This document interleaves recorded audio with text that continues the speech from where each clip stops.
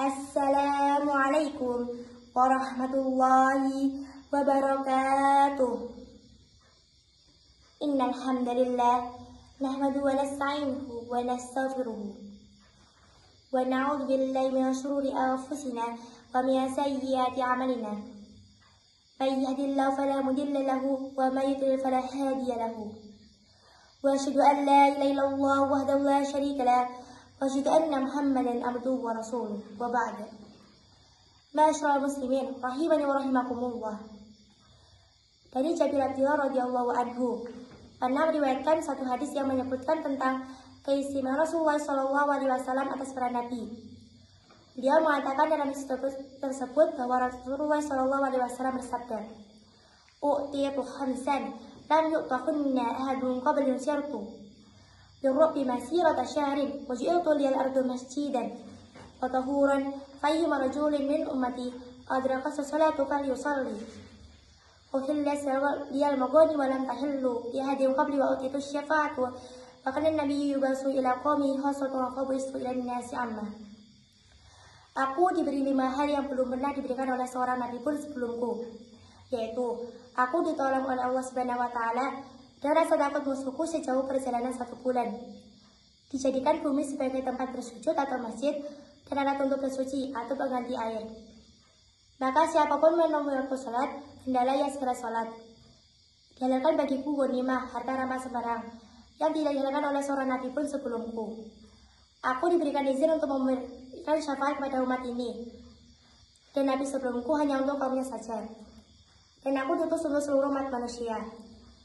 Para jamaah rahimani wa rahimakumullah, dari hadis di atas dapat kita ketahui bahwa Rasulullah SAW, keistimewaan Rasulullah SAW atas para nabi yang lainnya adalah 1. Rasulullah SAW ditolong oleh Allah Subhanahu wa taala dan rasa ketakutan musuhnya sejauh perjalanan 1 bulan.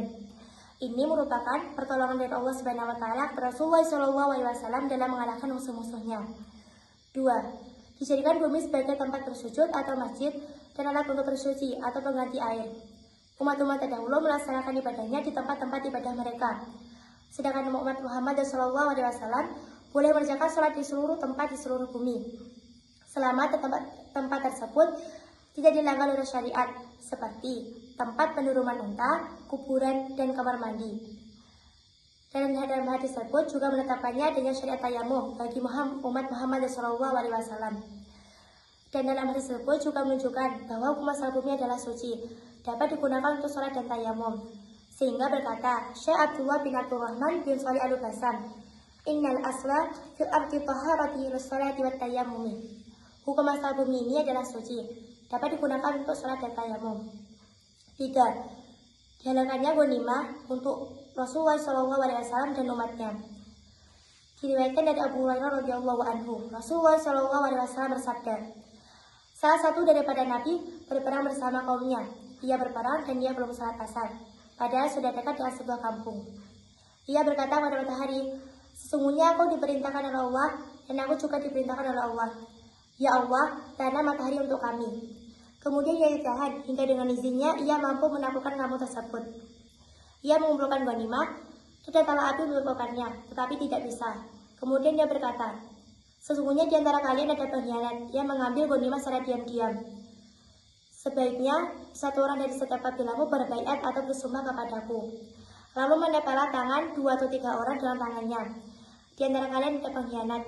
Kemudian mereka datang dengan membawa emas sebesar kepala sapi, lalu meletakkannya. Kemudian datanglah api untuk membakarnya. Allah menghalalkan bagi kita ghanimah karena melihat kelemahan dan ketidakberdayaannya kita. 4. Rasulullah SAW diberikan izin untuk memberikan syafaat kepada umat ini. Syafaat pada kiamat yang dimiliki khusus oleh Rasulullah SAW